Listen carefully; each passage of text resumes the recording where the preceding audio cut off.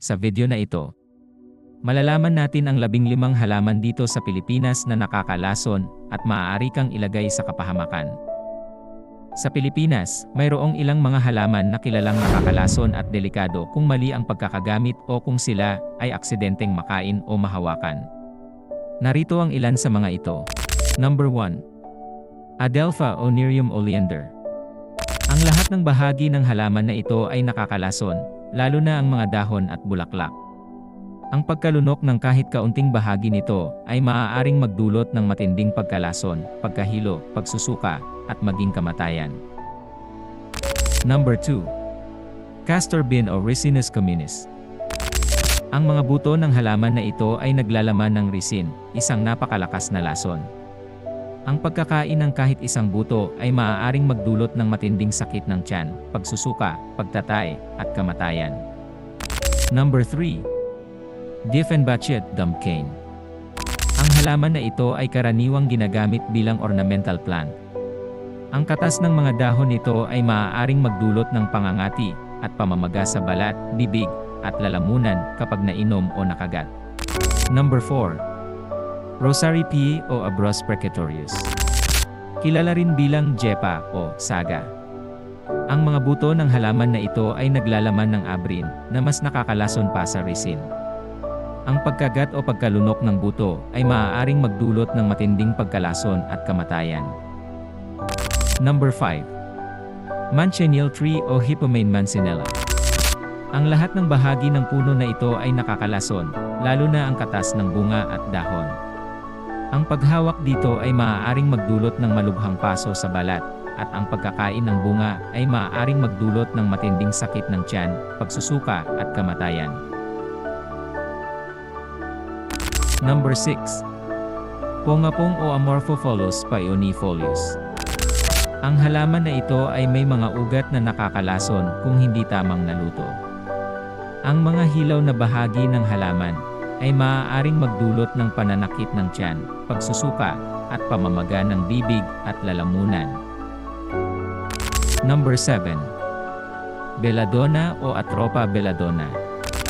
Bagaman hindi katutubo sa Pilipinas, minsan itong matatagpuan sa mga hardin bilang ornamental plant.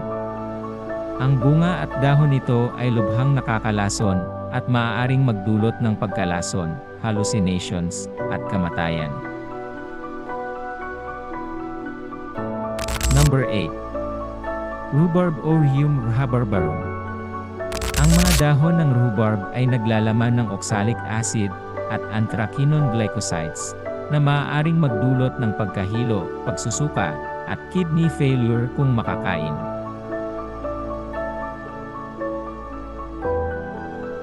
Number 9. Jimsonweed o Datura stramonium. Ang halaman na ito ay naglalaman ng trophan alkaloids tulad ng atropine, histamine, at scopolamine na maaaring magdulot ng malubhang anticholinergic effects tulad ng hallucinations, mataas na lagnat, at kahit kamatayan. Number 10. Giant milkweed o Calotropis gigantea. Ang latex sap ng halaman na ito ay naglalaman ng mga toxins na maaaring magdulot ng pangangati ng balat, pagkabulag kung mapupunta sa mata, at matinding pagkalason kung makakain.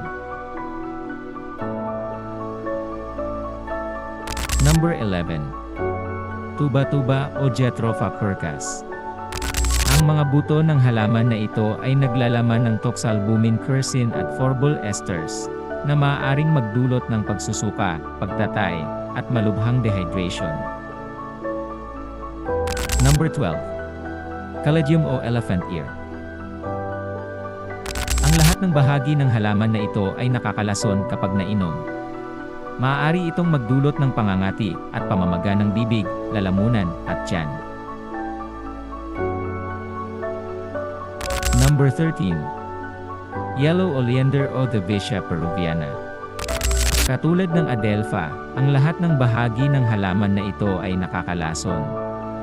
Maaari itong magdulot ng pagsusuka, pagtatay, at problema sa puso na maaaring magresulta sa kamatayan. Number 14. Sago palm o Cycas revoluta. Ang Ang lahat ng bahagi ng halaman na ito, lalo na ang buto, ay naglalaman ng cycacin, na maaaring magdulot ng pagsusuka, pagtatay, liver failure, at kamatayan.